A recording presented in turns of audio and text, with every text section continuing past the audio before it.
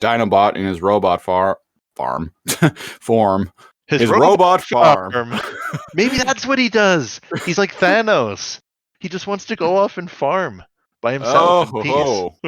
That'll be what he does when he's not fighting polar bears and riding William. Riding William. That sounds like doing some sort of drug. Hey man, when's the last time you rode William? I'm just over here riding the Willy. You ever ride Free Willy, man? It's magical. It's magical, man. You like put your hand up and he jumps over you. It's great. Too much energy.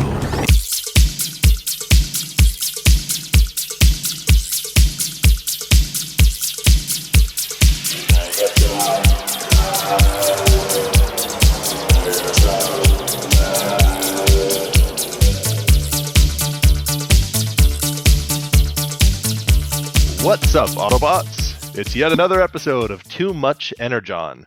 If you're just tuning in, this is a podcast where we review every episode of the 90s animated show Beast Wars, in production order, starting from the first.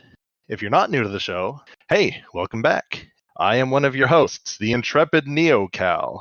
And I am one of your other hosts, the Christopher Conundrum. Ooh. You got me beat there. For new listeners, I am the other host, Christopher Siege, and this is Too Much Energon. This week on Too Much Energon, we are reviewing the 13th episode in production order, Victory, which was the 12th episode in US broadcast order. So this week's episode and last week's episode just switched for whatever reason. Yeah. For funsies. For funsies. They were like, it's Tradesy Day. Yeah.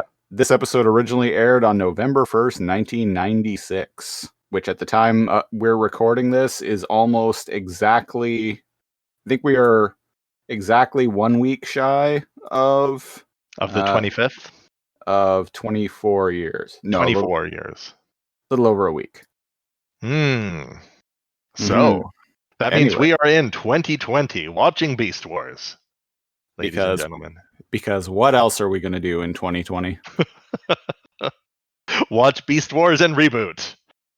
If you're listening to this, like 30 years from now, first off, thank you. Second, why? First off, thank you. Second, are we still alive?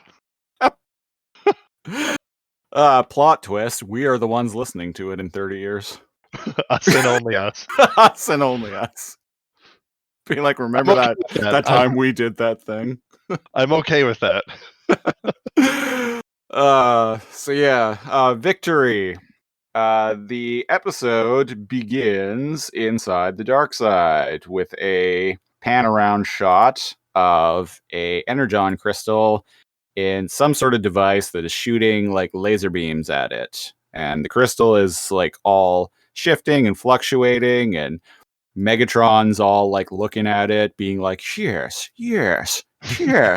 trying to give it words of encouragement, Yeah, it's growing the crystal. Yeah, and the crystal's like changing shape, and Megatron just looks like he's about to jizz in his pants over this. He's and then it blows up. Yeah. And he goes, no! He goes, no! And he orders Terrorsaur to get him another Energon crystal. And Terrorsaur is basically like, no, fuck you, Megatron. You're wasting all of our Energon. You're not my real dad. Yeah. And for some reason... Get your own damn beer, Dad. I'm sick of this. When you turn 16 and you tell your dad to fuck off. Yeah, basically. And for some reason, the other lackey Predacons, I think it's like Waspinator and Scorpion, agree with Terrorsaur. Yeah. Which is weird. It's strange to see Scorponok going against Megatron. So right away, like even child me was like, hold up. What is this? This is weird. Yeah. But now we zoom out and it reveals that what's happening is actually like the Maximals looking at a monitor, all huddled around like a 12-inch monitor on the ceiling. Yeah, so presumably the Maximals have some sort of spy camera on the Predacon ship, Mm-hmm. which we don't know how that happened, but hey, one of the many adventures between episodes. I mean, every Yeah. episode is a week, correct? So Yeah. we've settled on this. They've now been on the planet for 13 weeks. So Off screen, they mentioned that Rat Trap had a sneaky mission to plant the camera, yeah. and I'm like, okay, that sounds more interesting than whatever's going on now. Wait, why can't we watch that episode? Because we've already had like 3 Rat Trap infiltration videos. Yeah. The part where Waspinator has his fisticuffs up and he's like, Waspinator wants to fight now. Oh! I'm like, okay, this is Shakespeare in the Park. Basically. Like, come on. So something's up here. Yeah. And as if they're reading from lines, Megatron is like, "You will regret this rebellion, Pterosaur." Yeah. I mean, okay, so how many times has Pterosaur tried to overthrow Megatron? Where's the Thank you. repercussions? I said that when I was watching this. I'm like, what? Is this like the 5th time? Why are there no repercussions? It's like, motherfucker's just gonna keep doing it unless you, like, put your foot down. You've been a bad boy, Pterosaur. Yes. Now take my 12-inch heel onto your face and like it. Yes. Yes, I like it when you beg. Fuck. Anyone watching with us has definitely noticed that Megatron has fabulous heels. Yeah. They're almost shaped like an assault rifle gun magazine. Like they kind of like curve and they're black. Yeah. Yeah, like an M16 magazine or something like Yeah. that. Yeah. It's fabulous. Yeah. He's got style. What can I say? He's this very like regal color of purple. Yeah. Yeah. It gives him some more height. Not that he's not already the tallest robot on the planet. I was about to say, like, not even tall as Predacon. He's probably the tallest transformer period on the planet. Yes, definitely. And I can understand that now, because now that I'm thinking of like drag queens, even if he's like 6'2", they still wear like 4, 5, 6-inch heels. Like, right? Like it's not a matter of trying to be taller, it's a matter of how fabulous you are. So I can understand that. I can understand it. So the Maximals are watching this go down, and Cheetor's like, "Aren't you glad we got cable?" or something like that. Which made me kind of laugh. Something along the lines. And the camera's panning as they turn, the 3 lackeys like turn on Megatron and start shooting him. Yeah, and Scorponok straight. This is where I'm like, okay, something is up with this, because Scorponok points his missiles at Megatron. Why would he do that? Yeah. Well, why exactly? Why would he do that? And 2, he wouldn't. Why would the Maximals believe this? It's so Which campy. It's so cheesy and campy that the fact that all of them, even Dinobot, completely believe it is like, I remember young me even going, hold up, are they playing? Like, there's something going on here. But all of the Maximals go, wow, they're actually fighting each other. And like you said, Shakespeare in the Park. Yeah. And they actually start shooting at Megatron. He jumps behind a big glass cylinder with crystals inside. Yeah, filled with a giant Energon crystal. Yeah. And he says, "You fools, stop! You'll destroy the Energon." And then that's what happens. Yeah. There's an Big explosion, explosion. Yeah. and the camera cuts out. Presumably, the camera's destroyed in the explosion, and all the Maximals actually like feel like an earthquake, like Yeah. as if the explosion were that big.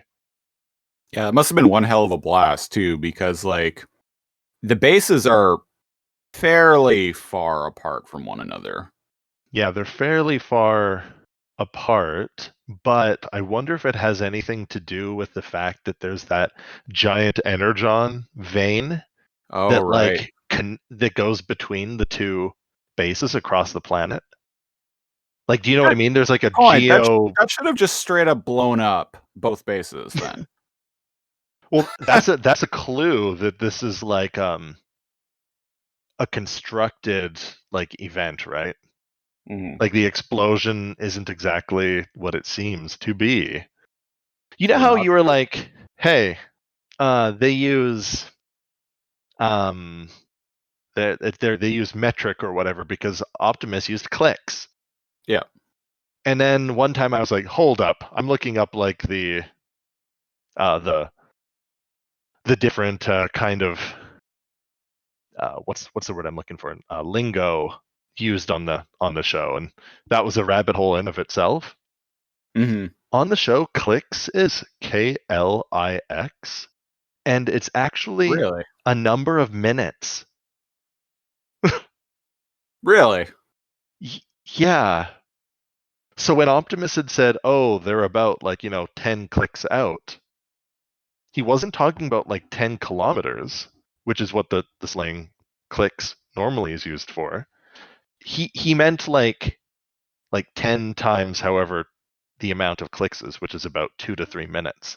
So he meant about 25 minutes out. Wait a cycle.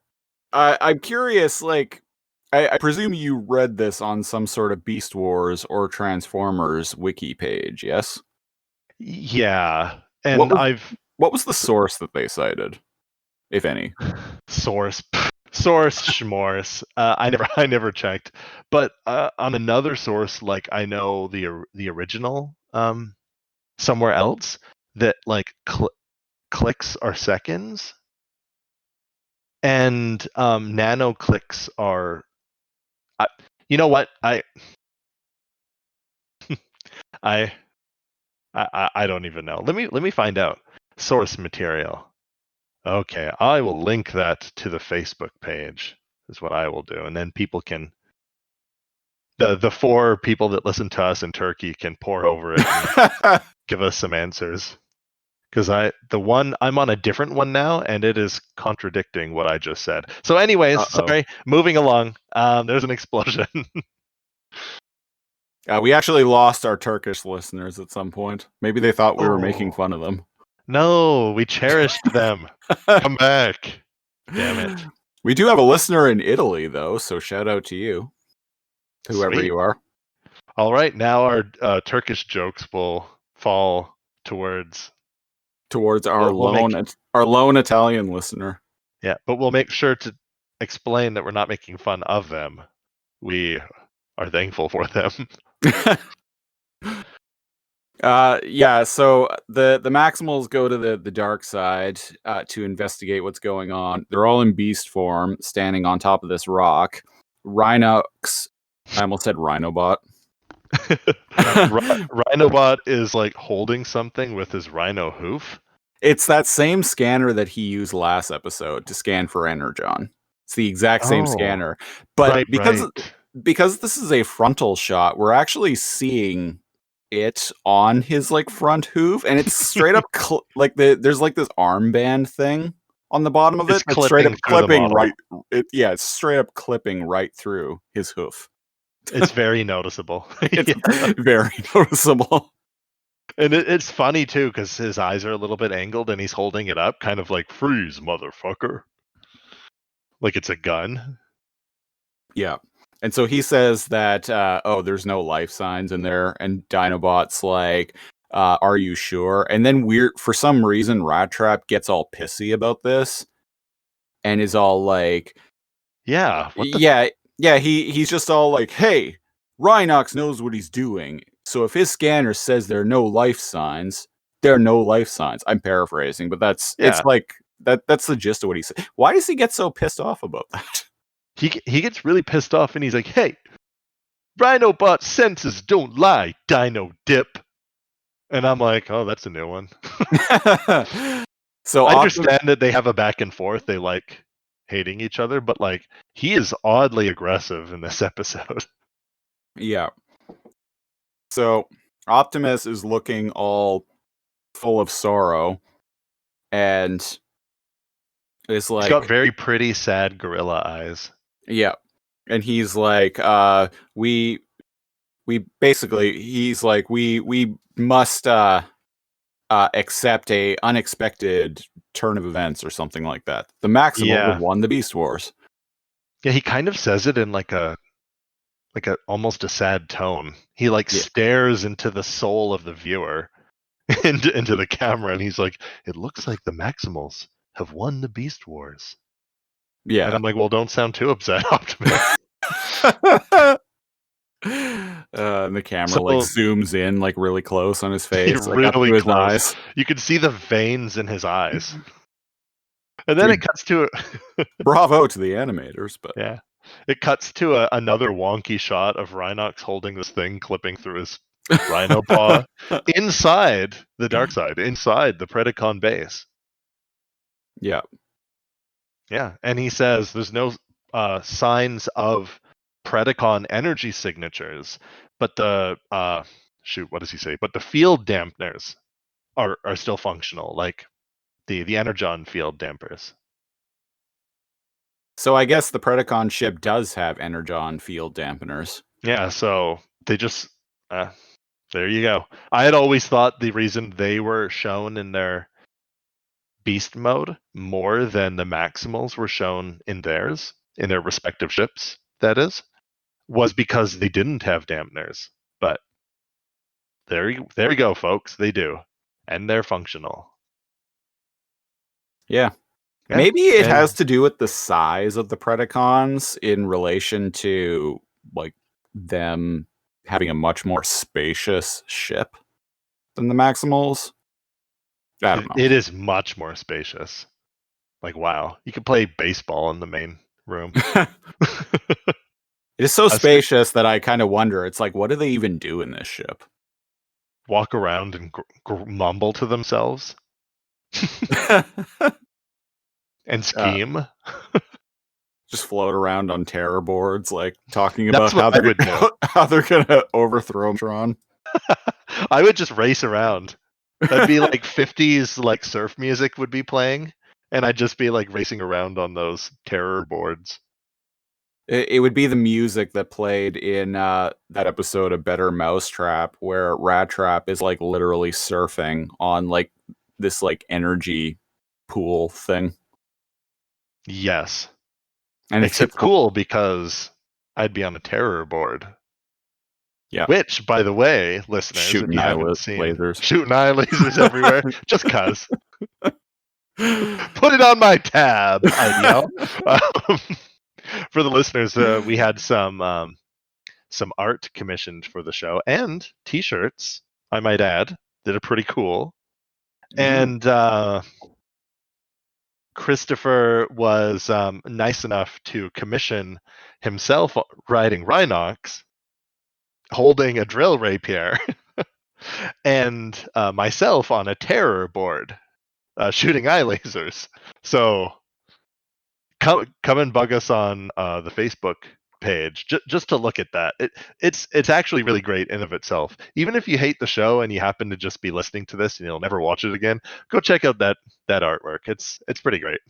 Well, it is also the show art for the podcast. So yeah, do they just see a thumbnail of that, or can they enhance? Can they CSI enhance it? It's just a thumbnail. Oh, okay, it's still cool. Yeah. Anyways, that was a minor ramble. What are we? I think Rat Trap is like swinging a pole around, like a 10-year-old swinging a branch in the forest. Yeah, and he's all like, so let's, I don't know, rape and pillage or whatever. Let's explore. We need to get there interstellar drive or their space drive or something, right? Yeah. And so he's trying And to like he yeah, says some shit to Dinobot to like try and press his buttons, and Dinobot's just like I'll or yeah, okay, yeah. So Optimus is like, oh, this is a careful, this is a Predacon ship. Even though there are no Predacons around, it's still very dangerous. mhm. And Rat Trap is like, oh, so if it's a Predacon ship, then Dino Breath or whatever Yeah, he's like, should should Dino go. Dump can go first, or Yeah, something like that. should should be the one leading the charge. And Dinobot agrees with him and is all like, agreed, that makes the most sense. I'll take point. And so Yeah. Rat Trap's like, man, I'm pushing all his buttons and I'm getting nada. What's gives? Yeah, because they like to take jabs at each other socially. And Optimus just like hangs his shoulders and gets this like look of like utter annoyance at Rat Trap and is all like, can't you figure it out? Can't you Ch- figure it out, Which I'm you like, stupid whoa. child? Whoa there, Optimus. And I'm like, well, what? Tell me. I want to figure it out too. Is the audience supposed to feel dumb too? I don't know. But I mean, I get what's going on with Dinobot here, but yeah. yeah. So we're at this like big Vault? like vault door type thing. A big ass like Fallout vault. Yeah. And Dinobot's leading the charge, and he's all like, "Oh, no hostiles around" or whatever. I learned a new word from Dinobot. Oh, did you? Here he turns and he says, "There are no hostiles in this area. I will reconnoiter elsewhere." And I'm like, hold up. And I pause it. I'm like, reconnoiter? That sounds like a made up word. Oh, yeah, reconnoiter. I'm looking at it on the subtitles. And the subtitles are the subtitles are correct. One moment. Yeah, so the definition of reconnoiter, and that is how it's said. I thought it was like reconnoiteur. Like, do you know what I mean? Like saboteur. And the voice actor was just saying it wrong. Reconnoiture. It's like Ah, Cecil is saying it. yeah. What is a reconnoiteur? Nope. Reconnoiter. Or reconnoiter. There's two ways to pronounce it. It's to make a military observation in a region or a field of battle. Okay, so the writers of this show like clearly have done at least a tiny little bit of research. Yes, I'm impressed with their military jargon. I mean, way back, like Rat Trap was all like, "Prepare for a sortie." Yeah, and I And was like, "What's a sortie?" yeah, and a sortie is like a military engagement. So, yeah, reconnoiter, sortie, There we go. We're learning Shakespeare, things. Shakespeare in the park. 19th century poetry. The show has every little bit of everything for everyone. Yeah, reconnoiter to make a reconnaissance of like an area or to explore or survey, right? Mm-hmm. So I've never ever heard that like as a noun or a verb. So it sounded so weird to me. I thought I'd look it up. Yeah, reconnoiter. And Yeah. that's how it's pronounced. So Dinobot fucks off, and Rat Trap is all like, yo, Optimus, what are we going to do about him? And Optimus is like, why should we do anything?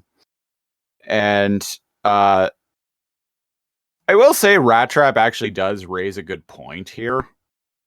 Although, I think he should have a little bit more faith in Dinobot's code of honor.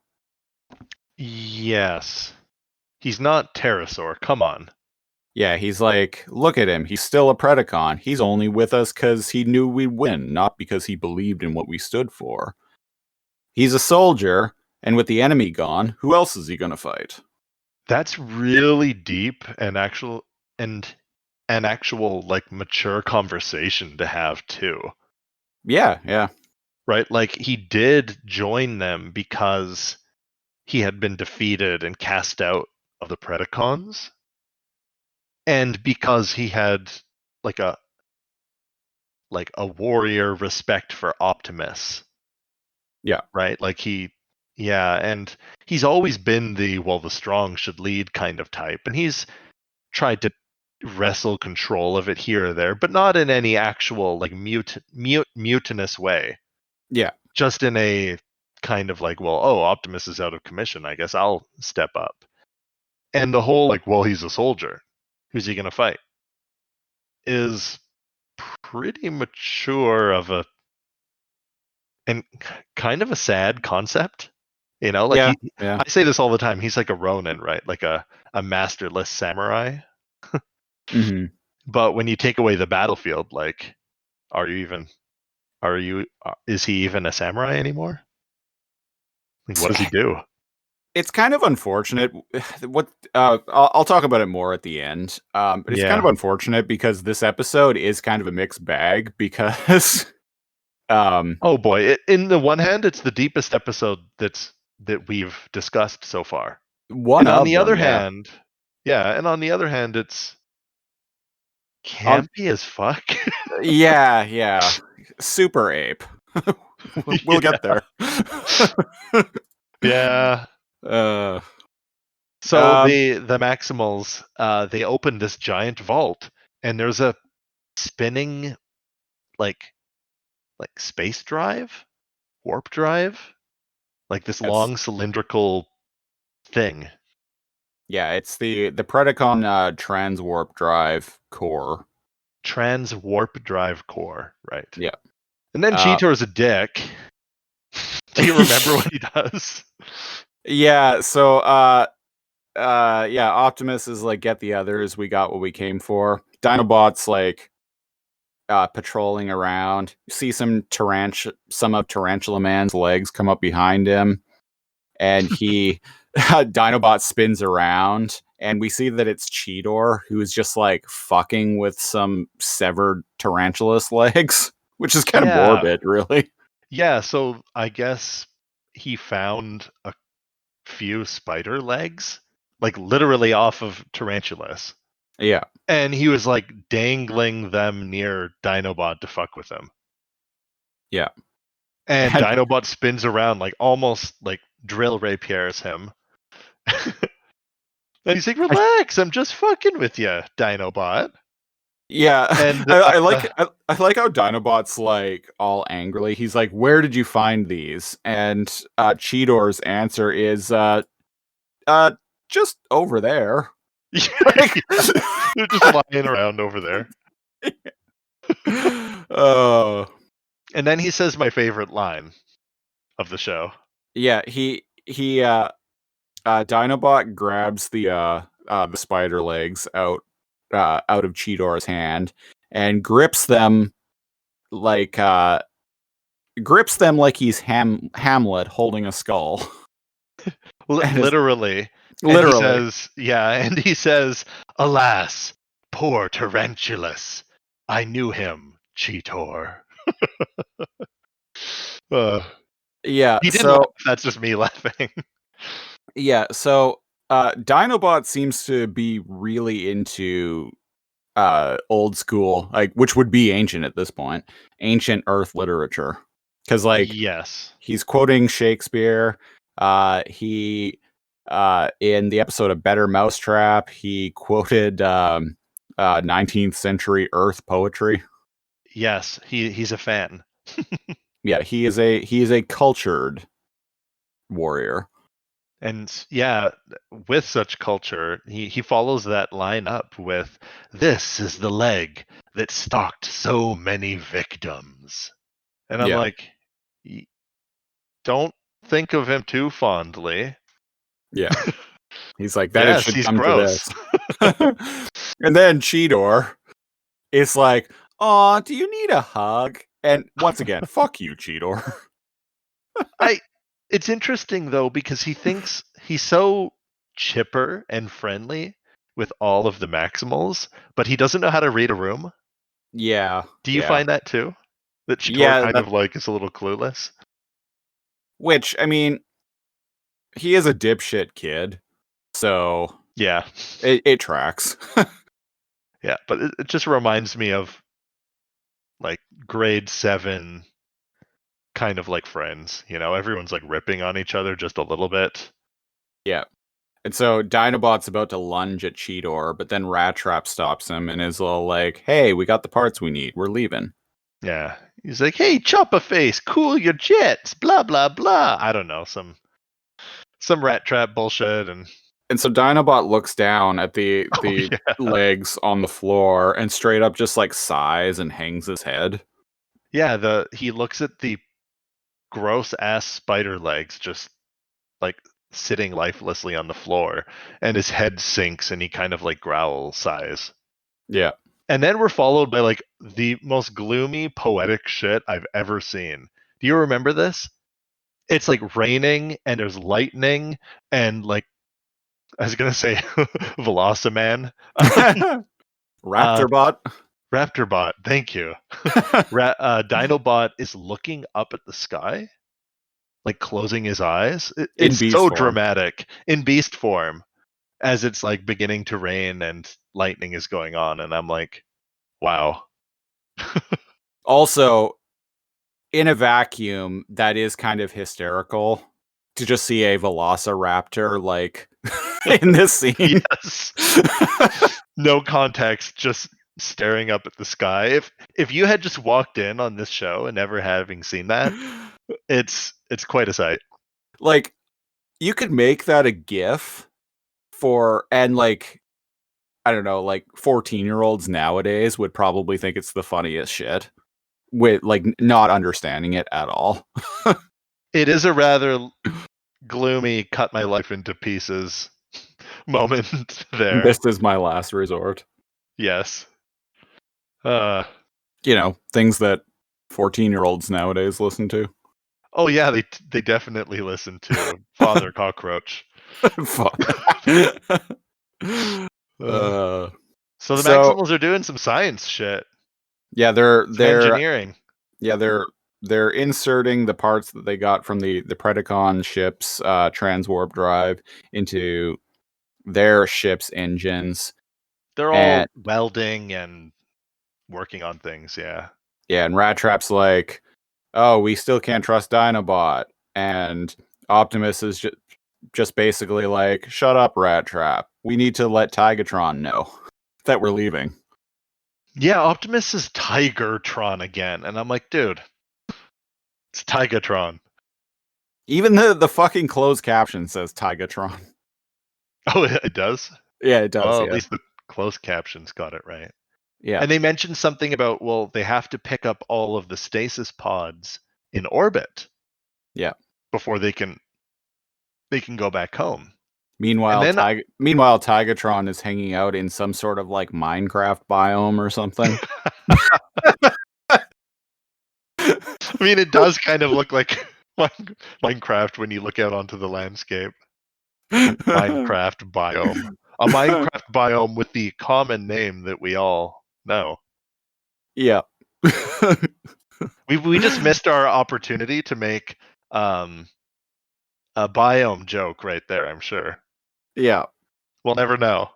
We love everything. We love Minecraft. We love biomes. And we love tundra jokes. And taigas. Not tigers, taigas. We also love the rapper named Taiga. Even though we have never heard his music before. I'm sure it's great. I'm sure he loves Beast Wars. Oh, I'm sure. Yeah. So Cheetor saying some Cheetor bullshit is like, okay, but once we leave, can we get back to exploring the galaxy? But, okay.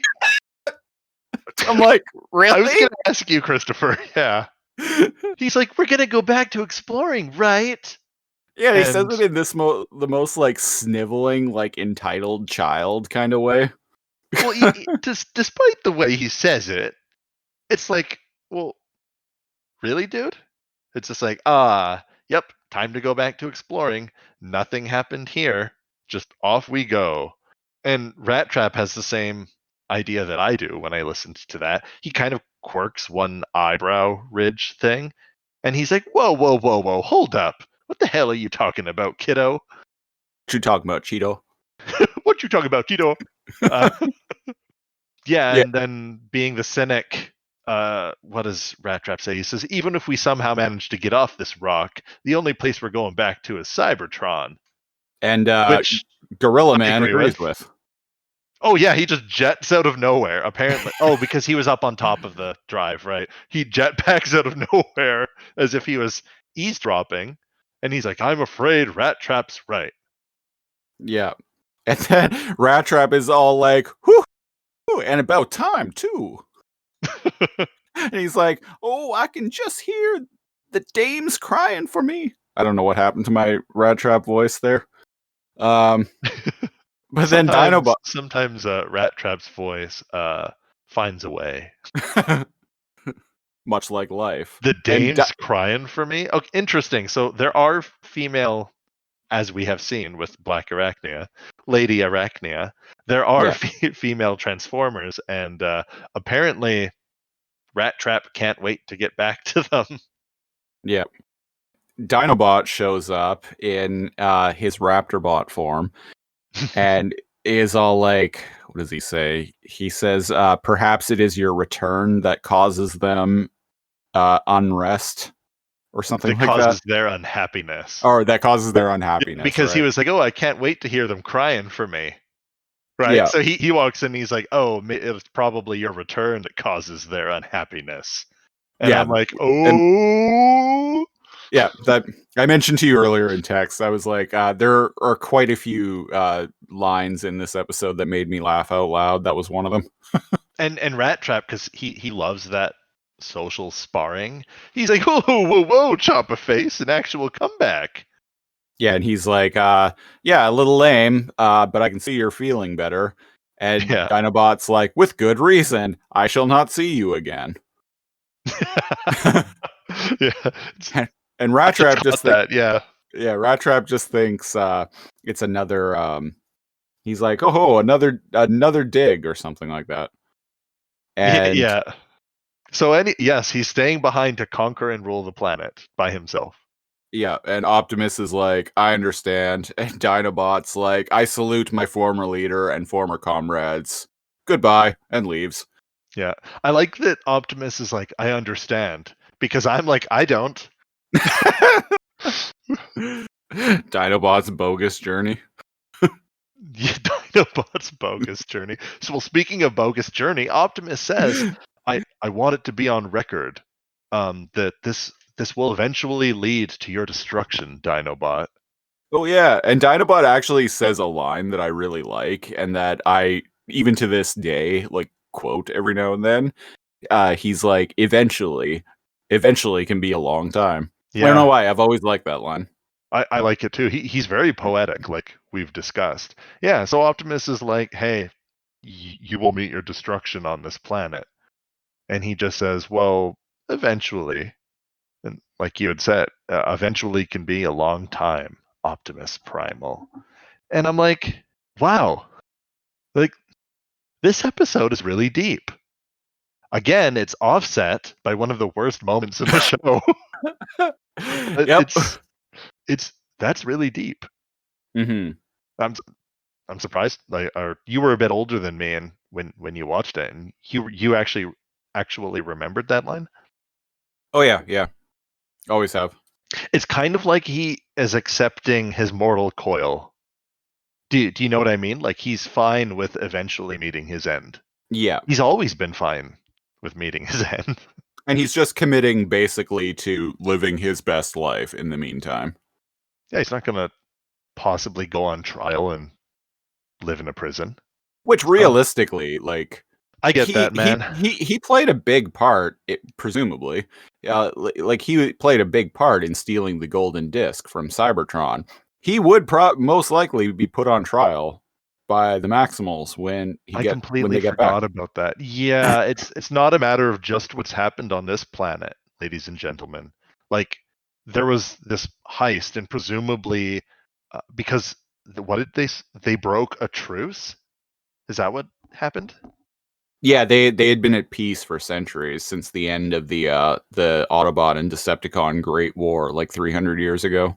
And they broke a truce and stole this disc. So presumably they might have killed a bunch of people and Yeah. Yeah. So I never thought about that. That's a good point. Like they're still going on trial for the crimes you did. Just because you ended up switching sides doesn't mean what you initially did. Unless he snitches on everyone else, maybe he'll he'll get a plea deal. You, I don't know. I imagine that, like, you know, Optimus and Cheetor and Rhinox and Rat Trap, I imagine they would all like testify on his behalf, so he would probably just get like a short sentence, Yeah, but he would still be a convicted criminal. fair.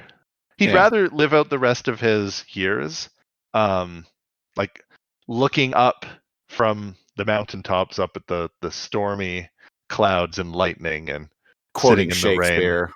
quoting Shakespeare and sitting in the rain by himself. I feel that. I thought you would. One of those, That's the kind of life I want to lead. one of those Dinobot moments. Yeah.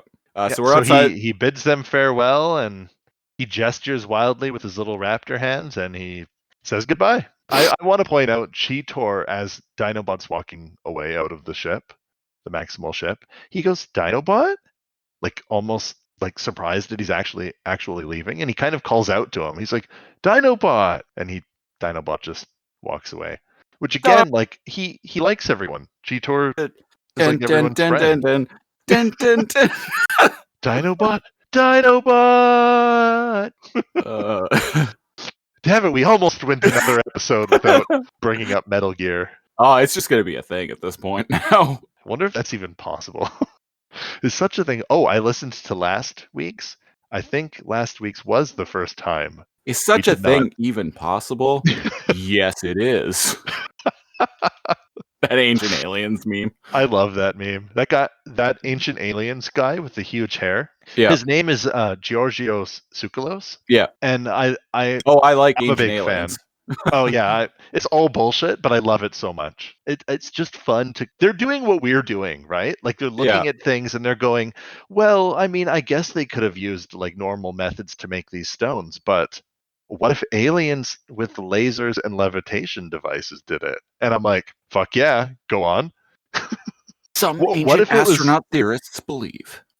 Some ancient astronaut theorists believe that there were hoverboards that the aliens used to move crystals of immense power across the planet. And ancient drawings deep in the caves in ancient Egypt could point to a possible extraterrestrial connection. And then cue like lightning striking and a very quick flash shot of like the Predacons. And then there's what like, if it was? What if the ancient aliens are like the Maximals and the Predacons? and then it cuts to that like one guy they always interview on every episode with like the short gray hair and the glasses. But yeah, There has been aliens. conclusive evidence that there was Predacon activity millions of years ago on Earth. We've seen evidence of it. Energon signatures. We found the fossils. The Nazis found them back during World War II. They excavated all of them and kept them in a vault. That vault is now sitting in Washington, D.C. They don't want you to know that the Maximals and Predacons were here 4 million years ago. The Nazis had such a technological advantage because they had access to this ancient Maximal or Predacon technology. Because there's always that guy with the scientist guy with like the accent that comes on. Yeah. Anyway, back to Beast Wars. Yeah, back to honestly, we could make a fake Ancient Aliens podcast talking about like the Maximals and Predacons influence on ancient Earth. So, so back to the show. There is a white rat. Kind of looks like Rat Trap, but it's white. Yeah, Dinobot in robot form now almost steps on it. And he's stomping around angrily in like the rain and the lightning. And the rat runs away and tries to go over this like little cliff. Crevasse? Yeah. Kind of like a little, it's like a 4-foot like ravine. Yeah. But he tries to jump across it, doesn't make it, slides down. Yeah. The little rat just kind of like slowly slides down the crevice. And then we hear Tarantulas laugh. His when like I watched It's like creepy ass. When I laugh. saw the rat begin to slide down when I was watching this episode, I was like, I swear to God, if Tarantulas is down there being a creepy fucker, because this looks like a place Tarantulas would be a creepy fucker. Am I wrong? No, not at all. I mean, to And be I'm fair, he's a creepy fucker just about everywhere. yeah, but I'm like, I swear to God, if Tarantulas is down there, I'm gonna be pissed. And like Christopher said, you hear him like creepy laugh, and he eats the rat. Yeah. Yes, And he's then down there. drools all over Pterosaur. Oh yeah, like he actually drools, and Pterosaur's like, ah, disgusting. Yeah. And so they start bickering, and then we see that Tarantulas' butt is in Waspinator's face, and Love this Waspinator back and forth. ain't happy about it. And Tarantula Man is all like, if Waspinator doesn't stop cuddling me when he sleeps, I'll eat him as well. And Waspinator's like, oh, I'd like to see you try. Oh, yes, I will. And then Pterosaur in And he's another pushing him away from him because they're all cramped together. yeah, in this like tiny little space. And then Pterosaur in a bit that like cracked me up, is all like, I can't stand this any longer, Megatron. I've got to get out. And then he just like leaps up and down and starts laughing, and he's like, ha ha ha ha ha. He's in his little stupid pterodactyl form with his head straight up in the air, like he's lost. He's completely lost it. He just starts hopping up and down, like you said. And Scorponok smacks him across the head. It's not even Megatron that does it. Scorponok smacks him across the head, and he goes, ah! It flies backwards onto his back. And Scorponok is like, oh, we wouldn't be here if you hadn't tripped that spy laser. And that's what he says. I'm like, what? Yeah. Okay. But and Megatron's like, you're correct, Scorponok, but thanks to Pterosaur's idiocy, we have knowledge of the enemy spy cam. Yes. Or something, right? And and because of that, we were able to pull off this little deception. Sorry, fluid in my throat. We were able to pull off this little deception. Cheers. Oh, that's much. Yeah, I thought you were doing Sean Connery at first, but that one was much better. Yeah, no, my throat started to gargle a bit. As one does when you get excited talking about Megatron. I still can't do a good Megatron compared to you, but you've had years of practice. Oh, when I was a kid, like 11 years old, playing with the toys for this show, I was doing the Megatron voice back then. You're goddamn right. So I was like, I've had 24 years of I've been waiting for this moment for 20 plus years. It's been 24 years. Finally. I'm free. It's time to conquer Earth. I think that's what Rita says in the opening of Power Rangers. Alpha, Rita's escaped. Recruit a team of teenagers with attitudes. And they're all like, maximize. Maximize. The power is yours. Live long and prosper. With your powers combined, I am Optimus Bot. Live long and prosper. So Lady Arachnia is in this crevasse too. Yeah, and she's all like, oh, and what if they detect us? My dampening whatever is only experimental. Yeah, we see these little glowing, like, I thought they were bombs at first, but they're like little devices littering this little canyon that they're hiding in. And yeah, she says like they're damping devices it's hers and it's experimental. All of her things are experimental.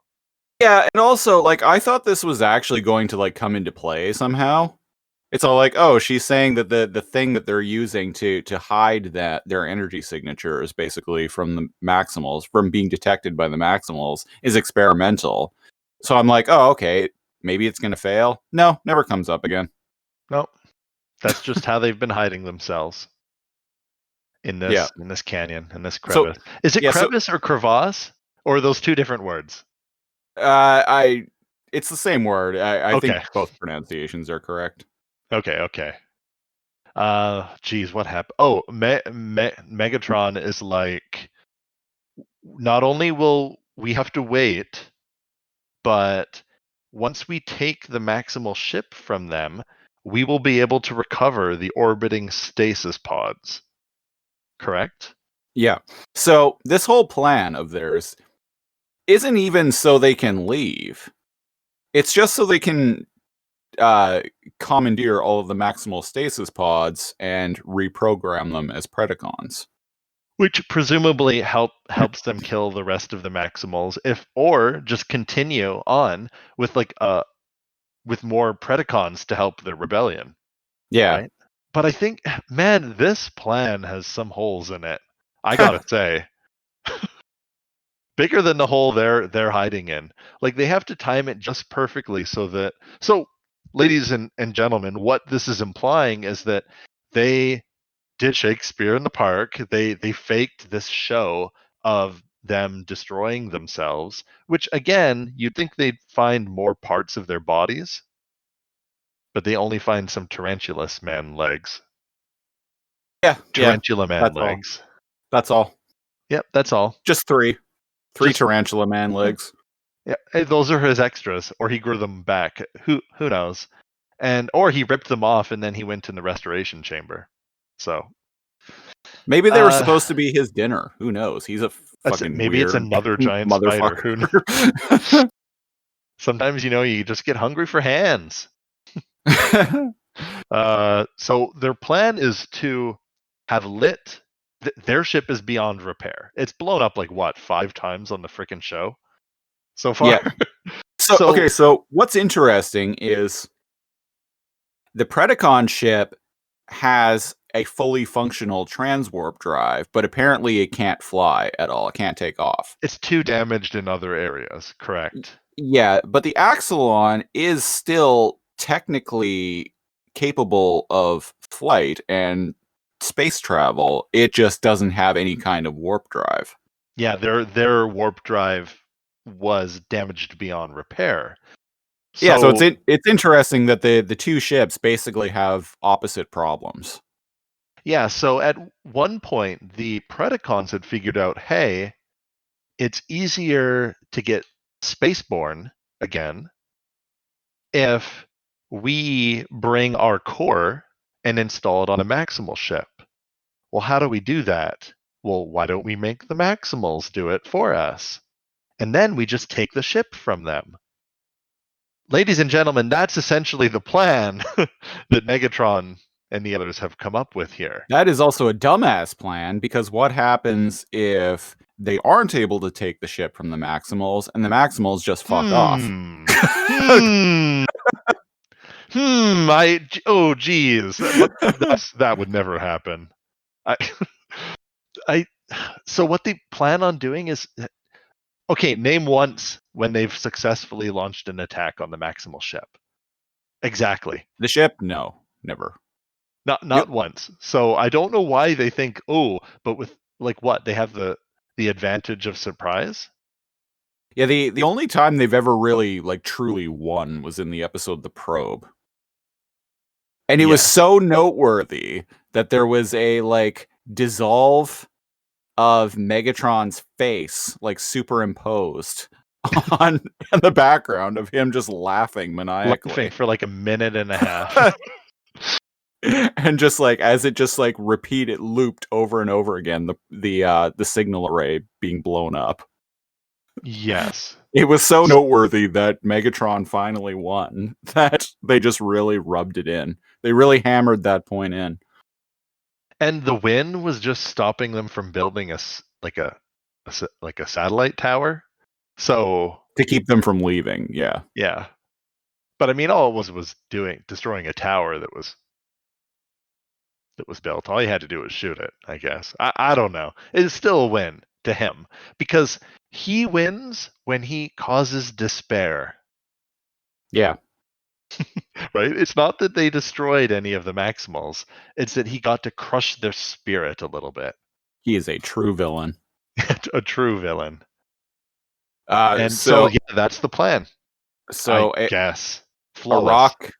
rock comes down, and Megatron's like, "What was that?" And he looks up, and he sees Dinobot standing at the very top. Yep. Listening to the whole fucking conversation. Yeah, and he's all like, "Oh, it's the traitor Dinobot! Predacons, terrorize!" Yes. And yeah, Waspinator and Terrorsaur take flight and go chasing after Dinobot, and they're flying through this like little ravine type This is thing, so weird. Yeah. and they both get crushed by this giant boulder that Dinobot just kicks over. Yeah, he's kind of hunched up and he has his back against the mountain, and he uses his like leverage and like kicks this giant boulder that rolls and just crushes Yeah. Waspinator and Pterosaur. And I'm like, well, two The down. first, it's not the first time that gag has been used in this show. Characters getting comically crushed by a rock. He killed two birds with one stone. Two flyers with one stone. Yeah, literally. So I was like, well, that was an easy win. So we get another Predacon roll call as they transform. Yeah, we get a roll call again. Yeah, Close it's been a while. of all of them. Yeah. It's been a while since we've had one of those. Yeah, I like it.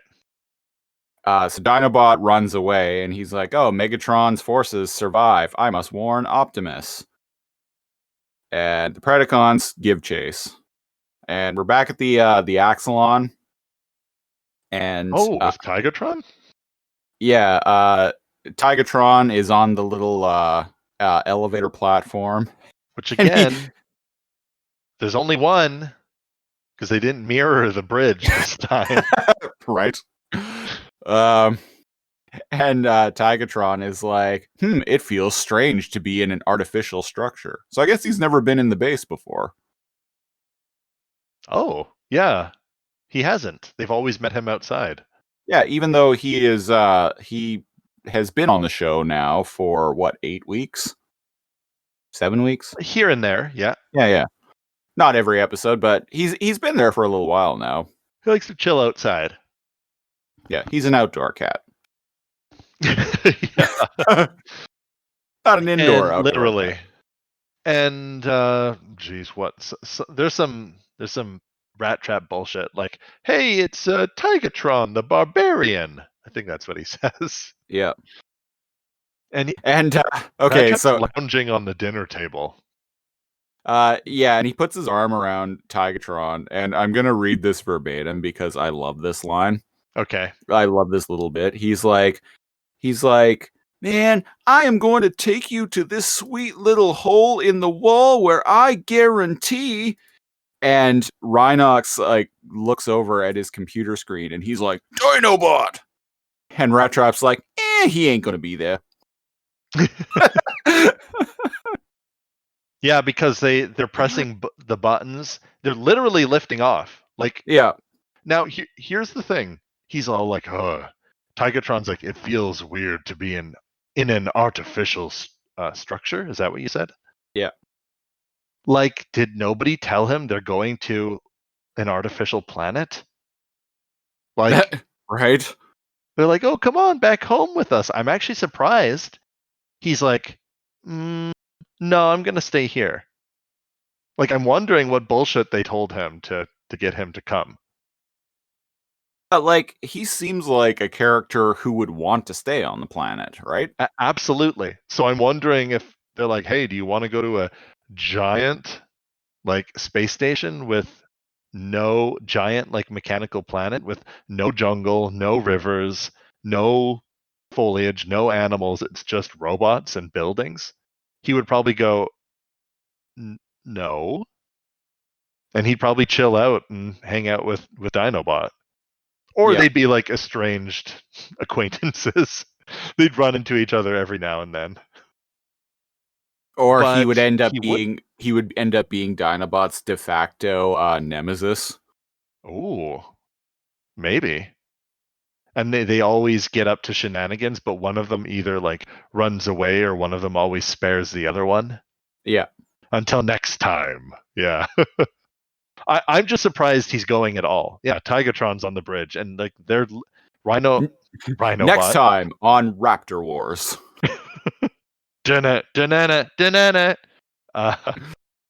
We should make our own little theme song for Raptor Wars.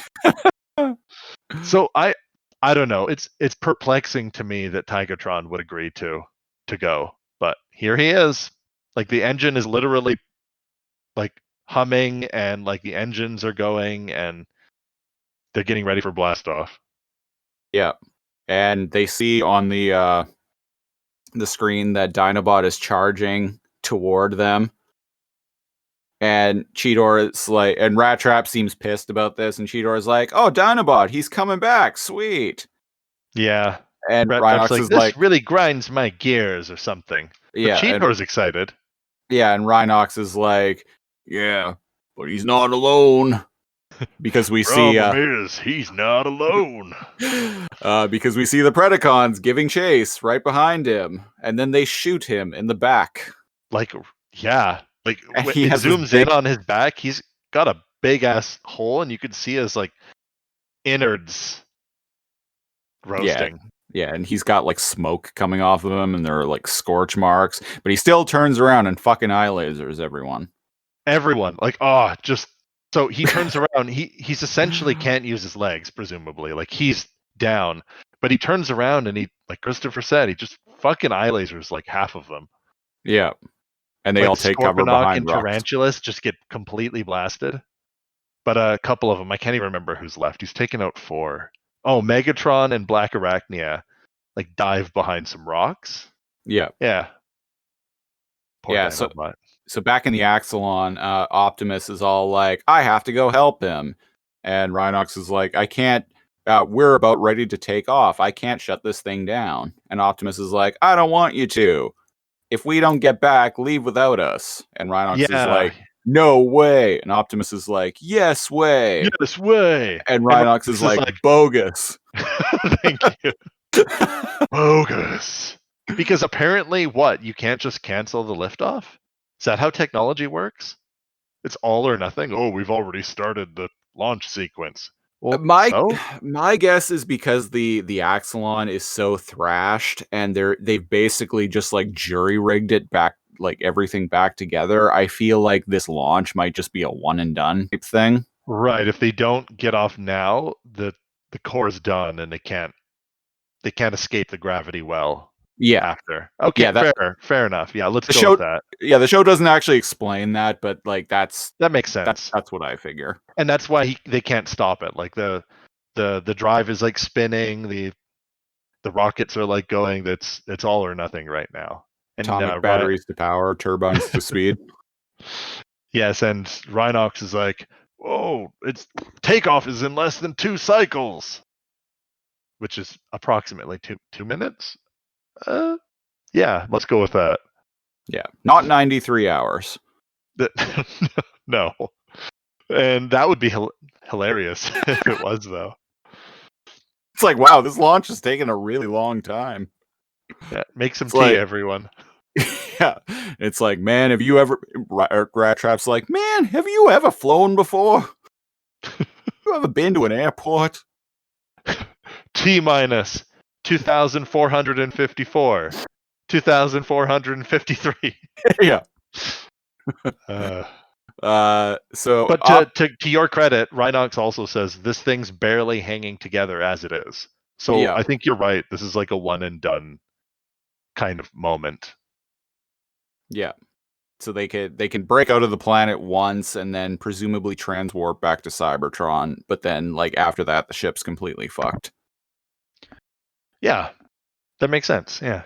And Optimus goes to the little elevator and he says, Rhinox is like, "Oh, I can't stop it." And he's like, "Oh, I don't want you to. If we're not back during liftoff, then go without us. That's an order." And I'm like, well, shit. Yeah, so Optimus transforms. This is rad. this whole this slidey thing comes out that has a bunch of maximal shields on it, like actual like physical like body shields, like riot shields. Like almost like riot shields. They're made out of metal, and there's a small part over top that's Yeah. transparent.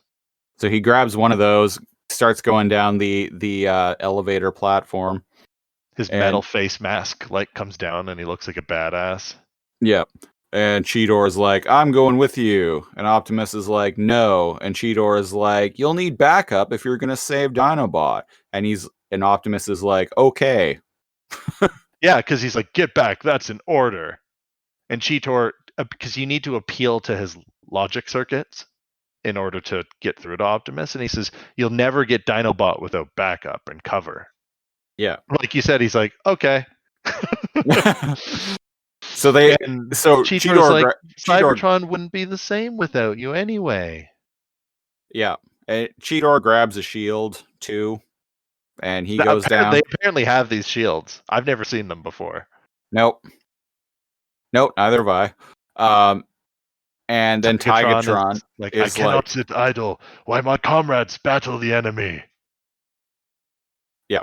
So he maximizes, and Rhinox is like, you heard the orders, sit back down, bitch. And yeah, Tigatron's okay. like, holy shit. Okay, so Rhinox says to him, back in your seat. He wasn't sitting. No, he was a tiger. Yeah. He was standing as a tiger. Yeah. Also, he's never been on the ship, which is his seat. Right? Thank you. I'm like, where's the seat? Like, which one's his? He's like, dude, I have amnesia. I don't know what my station was before. And Tigatron's like, but, yeah, he's like, but, and Rhinobot's like, I said sit, gosh darn it. Yep. And then Tigatron's just like, kind of winces a little bit and then just sits down at the console. Yeah, awkwardly like sits down, and Rhinox shouts some orders. He's like, rat trap, navigation, Tigatron, ship's guns online. He just starts like barking orders. I sounded way too Southern when I was doing that. It's okay. I like the trucker Rhino. Yeehaw, we gotta get off this rock. It suits him. Like, yeah, he's like super bossy in this part, and he's like, Optimus needs firepower. And I'm like, oh shit. And he, like, literally he's yelling at everybody. And I think Tigatron's like, yes, sir, and he salutes nervously. Yeah. I was like, whoa. Please don't hurt me. Someone just put Tigatron in his place. And then I could hear Free Bird playing in Tigatron's head, but then as soon as Rhinox started shouting, barking orders at him, it just like record scratched. And he was like, yes, sir. That's funny. So we're outside now. Megatron is T-Rex lasering like everything. Yeah, purple. For the listeners, if you haven't been following along, his right hand is actually his T-Rex head, and sometimes he shoots big purple lasers out of its mouth. And he's shooting everything. Yeah, I actually really like that shot. Like, I think Megatron looks really dope in that scene. It's badass. Like the camera work is really cool. I think he actually roasts Dinobot with the purple laser. Well, Dinobot's spins around. Dinobot's already down on the ground at this point. Yeah, he like hits him again because Dinobot kind of collapses. Oh. Well, regardless, we got the riot police showing up here. This is kind of badass. Like, Optimus is like, cover me to Cheetor, and Cheetor's like, got it, big boss. And he's flying in the air, deflecting like missiles and bullets and like energy blasts with this big ass shield. It's cool. Yeah. So he flies through the air. He lands to he flies over and lands where Dinobot is to grab him, and then we cut to like a sideways, a side angle of the Predacons charging toward the Axelon. It's Scorponok and the two spiders. And because they're chasing Optimus because he slings Dinobot over his shoulder, right? Like Like they yes. make a tactical retreat? Yeah. So Yeah. they're charging toward. Obviously, Tigatron has figured out how to use the ship's guns because they're being shot at by the Axelon, and one by one they're being taken out. Oh, that's right. Yeah, like Cheetor is shot by Megatron's purple laser. Optimus, as he's making a tactical retreat, is shot by Pterosaur's missile. Like everyone's losing here.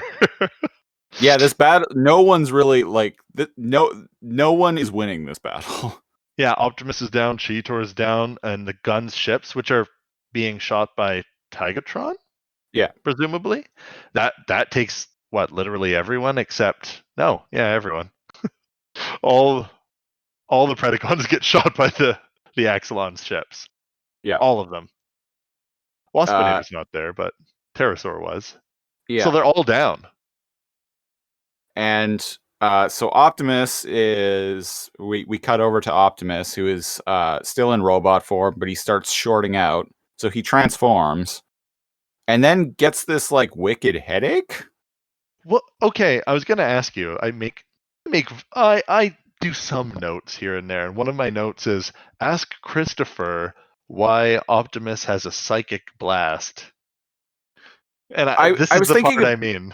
I was What's thinking happening about here? this. I was thinking about this earlier. So what happens is like when he goes to beast form, he gets this like wicked headache. Like he Because he puts his hand. grabs his head and screams, right? Yeah, and he closes his eyes, and he's clearly going through some severe discomfort. And the camera zooms in to his skull, and inside is the transwarp drive from the Axelon, and we see it firing up. So what I think is happening here is if you are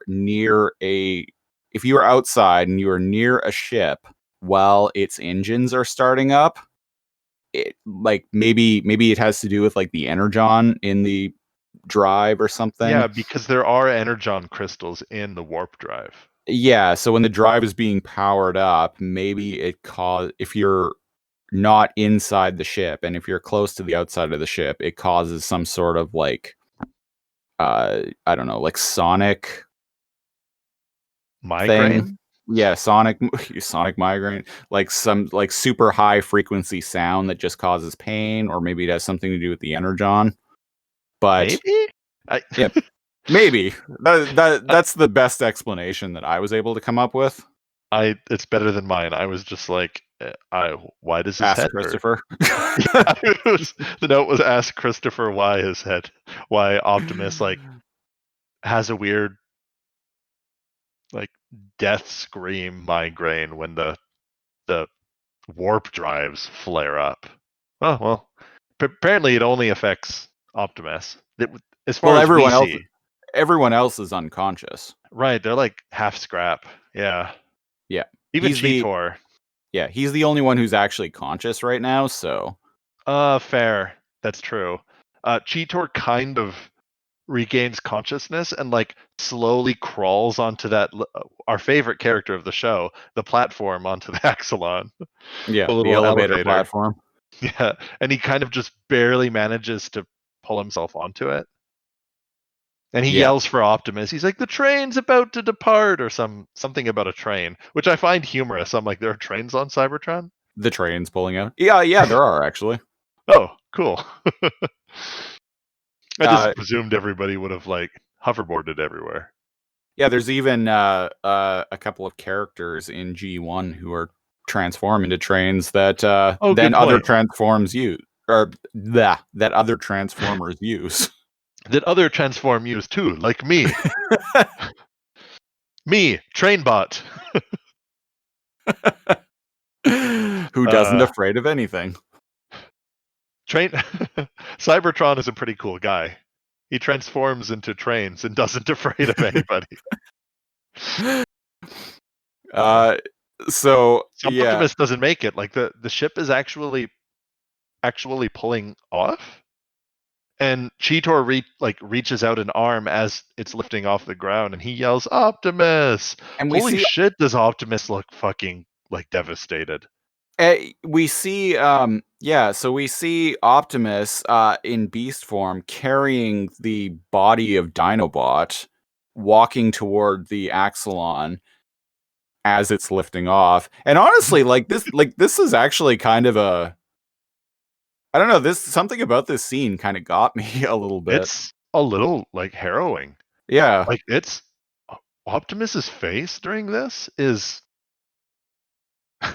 yeah, like but he's able to walk like he's not able to make it to the elevator platform, but he's able to get close enough that and like holy shit, this dude's strong. He's able to throw yeah, I Dinobot was straight amazed. up. Like Like 15 feet up into the air. And yeah, Dinobot is a very large piece of mechanical hardware. yeah. So he throws Dinobot up onto the platform And then he jumps 50 feet. into the air. Yeah, and reaches his hand out and Cheetor grabs him and he's like, "Gotcha, big bot." I And This is so well written. Like this is like I said, there's highs and lows in this episode. right? Yeah, this is a very tense scene. Incredibly, like the most tense the show's ever been.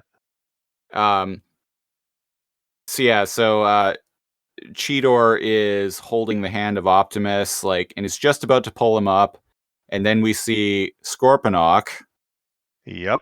sit up, He does and something really cool. He puts his claw sideways. It's as if he just woke up, right? Like he had just been blasted, and he slams his claw down, and it kind of like forces his claw to like open up, and just like kind of like hip fires a rocket out.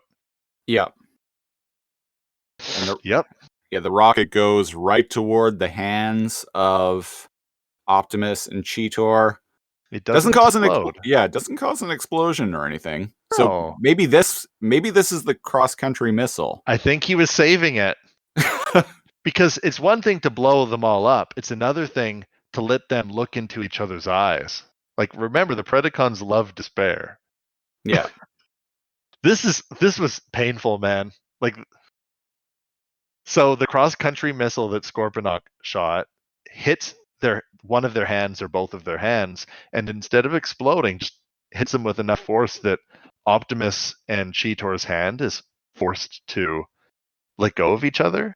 And the camera zooms in slow motion. It shows them trying to grasp and reach for each other as Optimus falls.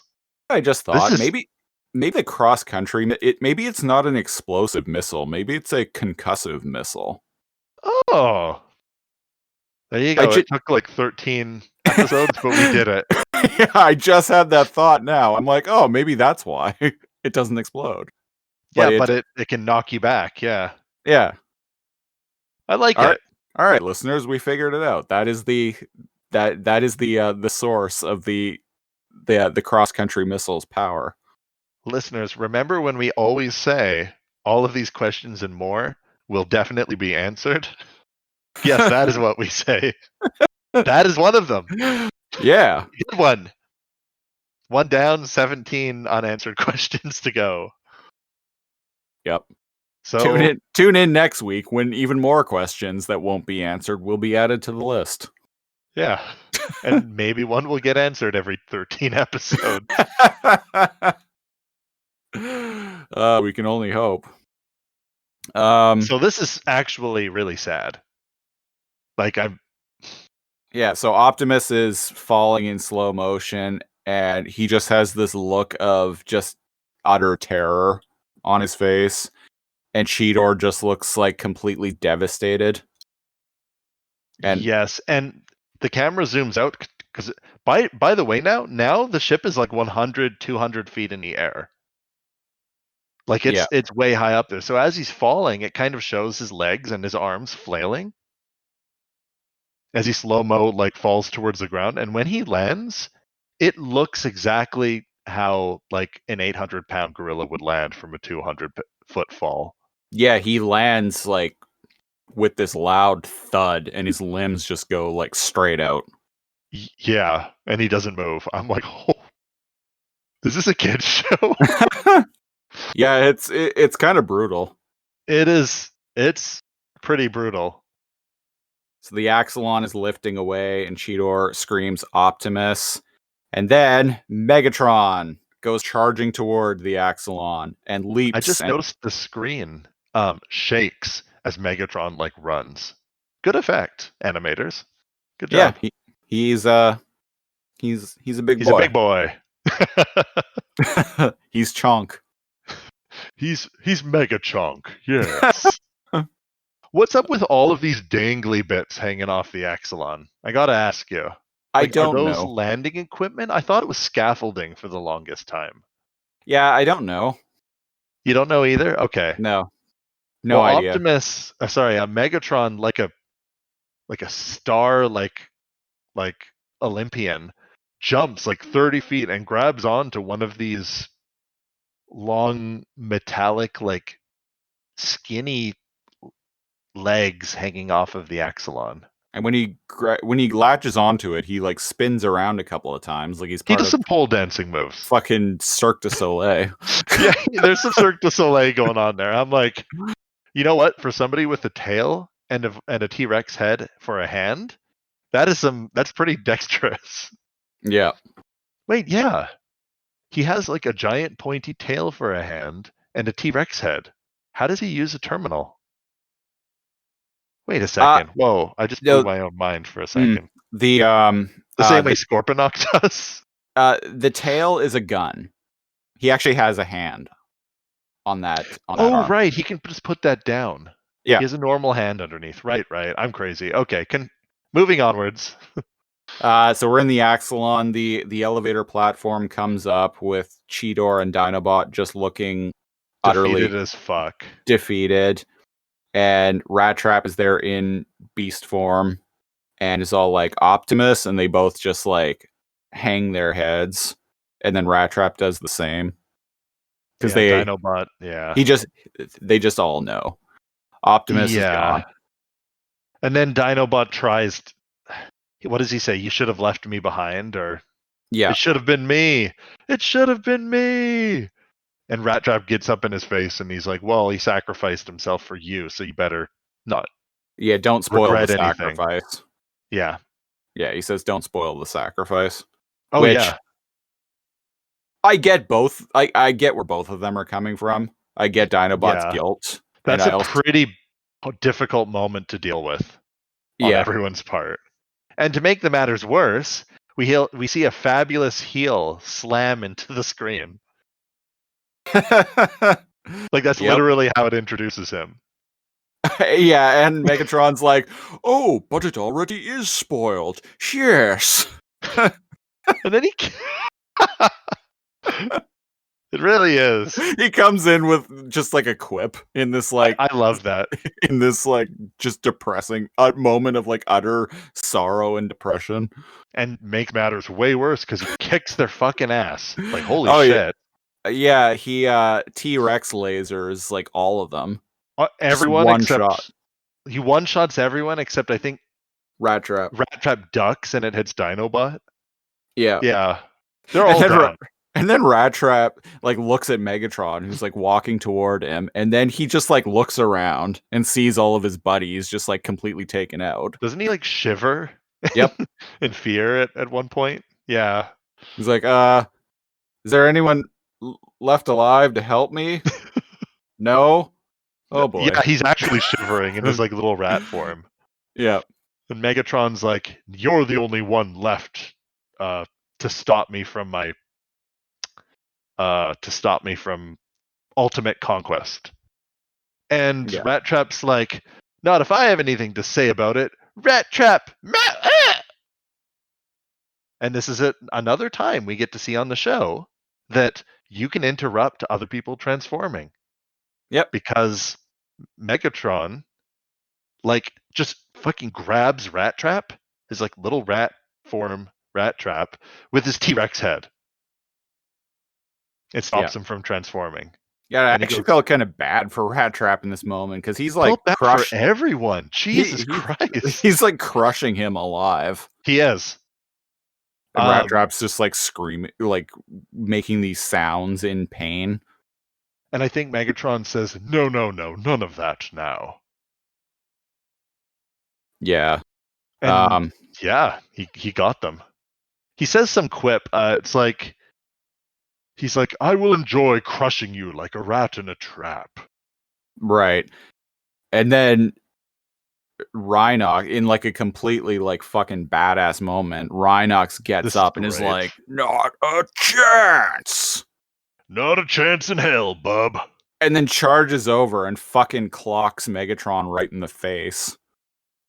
Yeah, that is And then it's a beautiful sight. And then picks him up and body slams him onto the elevator platform and then kicks him. This is Stomps such a on him. WWE moment. Like he runs over, just decks him across. This is the second time he's just flat out punched out Megatron. He picks him up over his head. You know what I mean? Like in a feat of strength that's amazing. Like they are both like 2-ton giant robots. He straight up like Hulk Hogan. He straight up like Hulk Hogan body slams Andre the Giant. Yes. Here. But when he does, Megatron loses his T-Rex tail gun thingy in the process. Oh, yeah. Good catch. Yeah, his arm spike tail gun like comes off. Yeah. And Rhinox, like you said, he just kicks him down the elevator shaft, ejecting Megatron right out of the ship. And by the way, they're like a couple kilometers above the ground now. Yeah. So he's gonna be in pieces when he lands. Yeah, that's gonna hurt. Yeah. I mean, it's been shown that you can revive somebody that's in pieces, but he's not gonna be okay. Go exactly. Rhinox, damn. Yep. So an alarm goes off, red lights come on, and it's like, uh-oh, what's going on? So he looks over. Oh, that's what's in there. Oh, good catch. Yeah. Yeah, and so Megatron's T-Rex tail gun thingy that he lost when he got body slammed at WrestleMania 3. Off the cage. Ended up like piercing right into the computer console, which has seemingly fucked everything up. Ship's losing power. Thanks for catching that. Yeah, I guess Megatron's tail launched and like pierced the computer area. Oh yeah, right? it's stabbed like right into it. It's that's stabbed what right. That was. It's stabbed right into it, just like in a better mousetrap, Dinobot's drill rapier into the computer. Right. Okay, that's what happened. I was a little confused. I was like, wait, why is everything broken? So the ship starts losing power. For some reason, this causes the transwarp containment chamber thingy to burst. I don't really understand why exactly. I don't either. That's why my other note is ask Christopher why ship breaks. Both of my notes are ask Christopher this or So I guess the navigation panel being like destroyed had some sort of feedback loop or something and destroys the core? Yeah, maybe it caused like some sort of like power surge. There we go. That like overloaded the warp core. Sure, we'll go with that. That sounded real. That's exactly what happened. Thank you for clearing that up. This is kind of scary because the ship kind of what's it called? Does a stall. And then just starts falling. This is like I'm like, ain't some people gonna die? Like this is what do they do? Nothing? Yeah, so they're going down now, and at this point they're in like 0G because they're in free fall. My favorite rat trap line. We are all gonna die. Yeah. I hate this, man. Yeah, okay. So probably the worst moment in this series thus far, I would say. So, yeah, Rat Trap's like floating around. He screams, "We're all gonna die." And then Dinobot grabs him, which, good on him. Yep. Stabilizing him. Yeah. Good guy, Dinobot. Uh-huh. He's all like, he looks out and he's all like, "Wait, up in the sky." Which, first off, you guys are in the fucking sky. Yes, and he said, "Is it a bird?" Is it a bird? And And then then Rhinox, Rhinox is like, maybe a plane. And Rat Trap is like, nah, it's Optimus. And then this fake ass Superman music starts do do do playing. do do do do do do do do do do do. And so Optimus is now Super Ape, apparently. He's in Uh, his robot form yeah, he's in his with his robot prime form. jets on. Yeah, he's straight up doing a Superman thing, like He's doing saving Superman. saving a crashing airplane. And So he saves the Axelon. yeah, so he's He able helps it to. descend. Yes, he's able to slow its descent enough that it doesn't crash. He's I able to guess bring. all that scaffolding, those like dainty ass little like metal things hanging off the Axelon, is landing or stabilizing equipment. I guess. Maybe. Uh, anyways, those crumple when the ship lands. And fortunately, it kind of lands exactly where it was. Exactly where it was. uh, So so okay, so Super Ape asks Rhinox like what the status of the ship is, and Rhinox is like, in a word, busted. She won't fly again. yep. So Cheetor's like, what about Rat Trap and Dinobot? Are they okay? And Dinobot is sitting in a CR chamber, and Rat Trap is just chastising him, saying that if it wasn't for if it wasn't for you, I would be back on Cybertron, like fucking bitches. For you, thank you. If it wasn't for you, I'd be back on Cybertron, knees deep in bitches. That's the gist of it. Yeah. and then he calls him. He's like, "You overgrown stinky iguana." What he calls him a stinky iguana? An overgrown stinky iguana. Oh, okay. Yeah. He's running out of things to say to Dinobot. Dinobot says, seems I've done Cybertron a favor. Yeah. And then Rat Trap's like just that like, back and forth. and Rat Trap's just like, hey. Yeah. Hey. You want me to show you how velociraptors got extinct? And he lifts up a little rat paw. Yeah, and he's like, if you wasn't inside that chamber. Why, yada. Yeah. So that's. And he tells him to go scurry through a maze. So yeah, we cut to an exterior shot of the ship with like peaceful music playing, and Optimus and Cheetor are laughing at Rat Trap and Dinobot, and even though Optimus is like, everything's back to normal, it seems. Ha ha ha ha ha. Yeah, even though like something like so just depressing has happened to them that like they would probably need like years of therapy to get over everything, this entire ordeal. It's Right? like, oh, okay, we're just gonna pull the whole like sitcom bit of being like, oh, everything's okay, and everything ended up okay. Yeah. This episode is such a mixed bag. This episode has some like truly great highs and some really low lows. And the stupidest fucking ending of any episode in this series thus far. Here's the thing. I'm fine with like references and homages. You know what I mean? Like I would be fine with Optimus helping the Axelon descend, right? Even with the stupid fake Superman music. Like I'm fine with that too. It's the fact that they're straight up. Yeah, it's the fact that they're straight up like, is it a bird? Maybe it's a plane.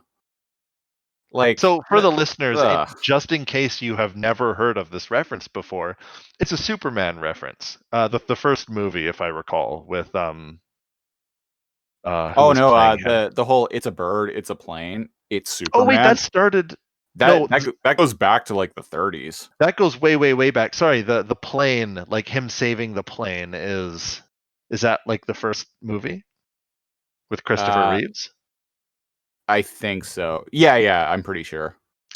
Anyways, Superman, he saves a plane by like going underneath it, slowing its descent down, and then as the police investigate, they're like, oh, there are human handprints under like this plane, yada yada yada. It's pretty dope Superman moment, but they straight up, like Christopher said, like, what's that outside? Is it a bird? Is it a plane? No, it's Superman. But replace Superman with Optimus. And then they kind of do Super like Ape. Super Ape.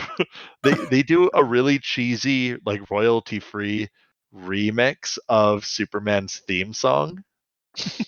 Yeah. Like you can tell it's supposed to be like Superman's theme song, but it's a little off. Yeah, it's so like it's so on the nose that it's cringeworthy. There you go. It's like Christopher had said, if there was just the music and Optimus saving the Axelon, I'd be fine with that. But it's everything leading up to that. I was like, oh, it kind of takes you away from this very like dramatic, scary moment. I'm sure there are people that are like, wow, these guys take their cartoons too seriously, but it bugged both of us for some reason. Yeah. It is what it is. Yeah. I usually Christopher is the one that's like, about things, and I'm like, I love everything. No, I don't love that. I love everything but this. It was like you said, it was so on the nose that it was cringy. Yeah. Lots of highs and lows, but yeah, the character development, the idea of actually getting to escape, going back home, Dinobot's acceptance of being left on the planet alone. There's a lot to unravel here. I don't want to unravel the Superman thing. Yeah, there's a lot of there's a lot of moral complexity with what's going on with Dinobot in this episode. And this isn't the first episode where we've seen that in him. So it will be interesting to see how he develops even further as a character. Yes, and you get little glimpses into all of them and how they react. It turns Right? out. Yeah, like Cheetor misses and likes Dinobot. Rat Trap was paranoid about him. I thought they were closer than that, but he brought up some interesting point. Pterosaur goes loopy when he is in a cave with his teammates for too long. that was great. Just hopping up and down and like Laughing maniacally. What a weird character. I can't Yeah. tell if he's a genius or an idiot savant or just an idiot. Well, definitely not a genius. Well, regardless, we love him. We most certainly do. He's so trusting of others, even though no, I take that back. Not trusting of others. He's gullible. Yeah. Yes. Yeah. He is very gullible. Yeah, so that has been the 13th episode in production order, Victory. Cal, do you have anything else to add about the episode? I like our alternate universe where they actually do leave the planet and Dinobot's there alone with Tigatron. The lone raptor. The lone raptor. There's that's Western music playing. Yeah. But it's good character development. It's tense. It's really weird to like fathom them going away. The ending, that is so dramatic. Like Optimus like holding Dinobot's body and like throwing him up onto the platform and jumping and then falling, like all of that is, and then Megatron being on board. Holy shit! Like, man, that writing is like that. That is some tense, like tragic shit. But then it's But completely then, cut short. Super Ape. But Super Ape is here. Dun dun dun dun dun dun dun dun dun dun dun dun dun dun. Uh, How about you? yeah. Yeah, like I said, the highs of this episode are very high, but the lows are very low. Ah, yes, the highs were high, and the lows, well, they were low. No. They were low. Low. Low, low, low, low. I got to punch Megatron again. Yep. All Yeah, right. see, I can't do Rhinox. He just sounds like a trucker every time. We will be back next week with the 14th episode in production order, which, holy shit, was also the 14th episode in US broadcast order. Double Dinobot. Double Dinobot? Oh, yes. One thing I What? also want to point out is there are 52 episodes in this total in this series, and we have just passed episode 13, which means we are 1/4 of the way through this podcast. Oh, we are already? Yeah. Whoa. We've been doing this for like 3 months now. It feels like a few weeks to me. 3 months, haven't missed a week yet.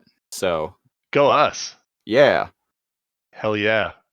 We Uh, also, do we want to talk about anything else, maybe? oh, right. Yeah. I was the special guest co-host on a podcast that I've been listening to for nearly 8 years called the Sick and Wrong Podcast. It's been going on for like 14 years. Definitely not a podcast that's for everyone. But the Well, it is called Sick and Wrong. yes, so you can imagine what you're getting yourself into. Depending on when you are listening to this, if you want to hear me on that, it is episode 761. Go check that out.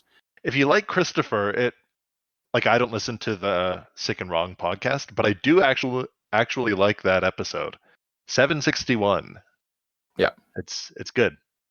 Yeah, I had a lot of fun doing it. I've gotten a lot of positive feedback from longtime fans of the show. So yeah, that was good. Check it out. Sick and Wrong, episode 761. If you want to get in touch with us, send us an email at toomuchenergon@outlook.com. Like us on Facebook at facebook.com/toomuchenergon. If you're listening to this on Apple Podcasts, please give us a 5-star rating. It really helps us out in the whole discoverability field. Oh, does it? Does it yeah. boost our visibility? It does, yeah. So, Oh. if you know anyone who, other than me, who has an iPhone, get them to subscribe to this show and give it 5 stars. We got an iPad.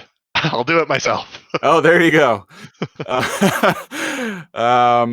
And listeners, before Christopher leaves and I have to do the show by myself because he's famous and going on to bigger podcasts, be sure to tune in next week or the week after. Well, I'll see how long I can keep Christopher here.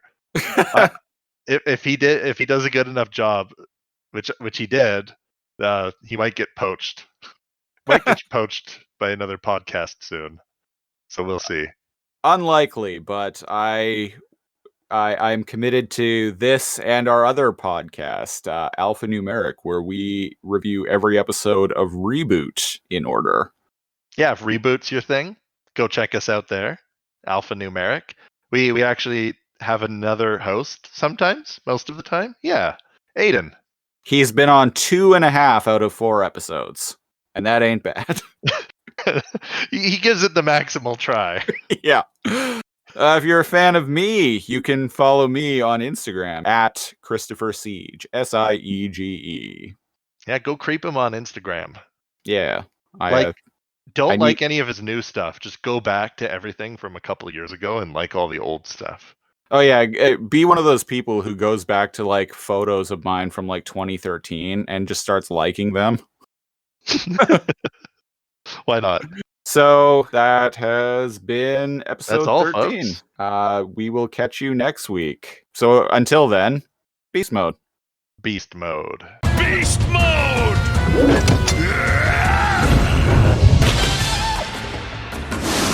Beast Wars!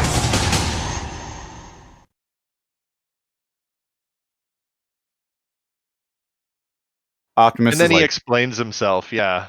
yeah, Optimus asks him, he's like, oh, what are you saying? And Dinobot's basically just like, oh, on Cybertron, I'll just be a Predacon criminal, but here I have no equal. I will conquer and rule. Which I'm like, okay, rule what? Conquer who? I Elephants? The other animals, since he's an extinct, his beast mode is an extinct animal on this planet. Maybe he'll He'll just have an run. edge. He'll just run around like eating antelope and Maybe fight polar bears. if polar bears are a thing, I don't. Yeah, fight polar bears. I didn't know this. I had to Google the size difference between like bears, but apparently polar bears are substantially bigger than grizzly bears. Like they are very, very, very big and very fast.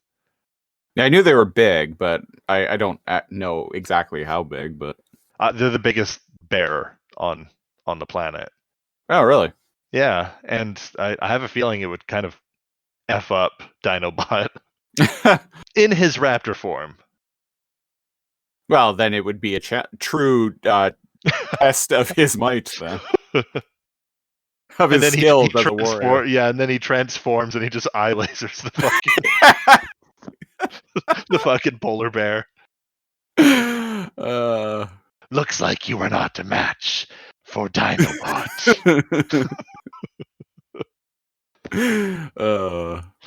That'd be great. He like chat. And then he just like eventually just gets depressed because every creature that he chooses to take on, as soon as he starts to like lose, he just transforms and eye lasers them, and then Right. he gets depressed that he always has that edge. Yeah, he starts losing in his Raptorbot form, and then transforms with his whirly copter and drill rapier and eye lasers, and he just absolutely smokes whatever animal he's fighting. And then he sighs and he goes, "Perhaps I will not meet a glorious death." And like he tells himself every time, he's like, "Oh, this time I'm not going to transform. This time, no matter what, I'm just going to. No matter how the battle goes, I'm going to stay in raptor form." And he just can't help himself. He just can't. He like breaks a leg or gets slashed across the face, and then maximizes and then just eye lasers immediately. And then when it shows like the animal he's fighting turn into a like a smoking heap on the ground, he goes, "Oh, right. Damn it. Yeah. It couldn't be helped." And no matter what, going to do that this time. And no matter what he fights, he's like, "You have forced me to use my ultimate form. You have been a worthy adversary." Oh, Jesus Christ. Well, that was a fun little thought experiment. So I kind of just want to see that show. Like a one episode where it's like 10 years in the future and he's just fighting different animals on this planet. Like including like marine life, like he fights a dolphin. And a shark. Like a giraffe. Why not? Go nuts. He's like riding on the back of a killer whale. Oh, that would be dope. He tames and like he battles and then befriends a killer whale. I want to see this show. And the killer whale's name is Willie. William, hard left here. There's an old acquaintance I have to visit.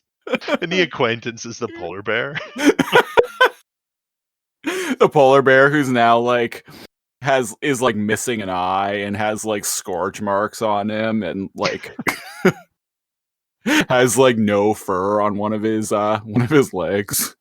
But they have this like mutual understanding and respect for each other. A giant scar on his face Yeah. from like one of Dinobot's little raptor feet.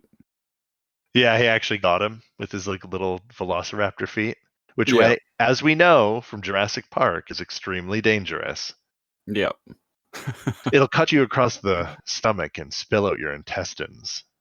And the polar bear's name is Paul. Why? Paul. Okay. Polar bear. Paul Bearer. Paul Bearer. There we go. We got it. Okay. His name is Paul Bearer because he is a polar bear. So I like how in depth we're talking about this because really there's just a few talking points about this episode.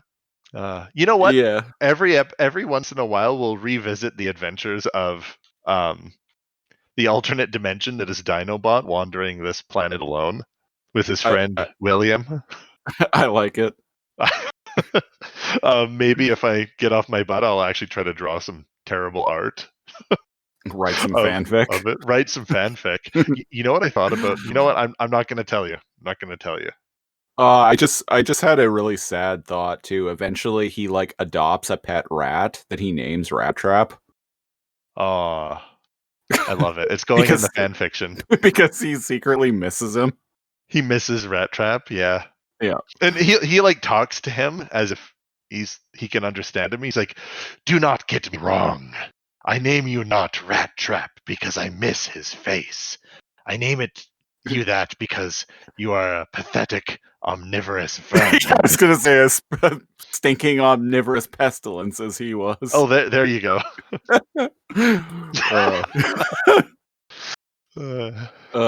He tries to befriend a gorilla, but the gorillas just run away from him or climb a tree. And then there's that one that like actually stood up to him, so Dinobot had to eye laser him. Yeah, like an alpha male like silverback like actually fights him, but kicks his ass in his velociraptor form. So he has to kill him. Oh man! I don't know why this is so amusing. We could just make up our own.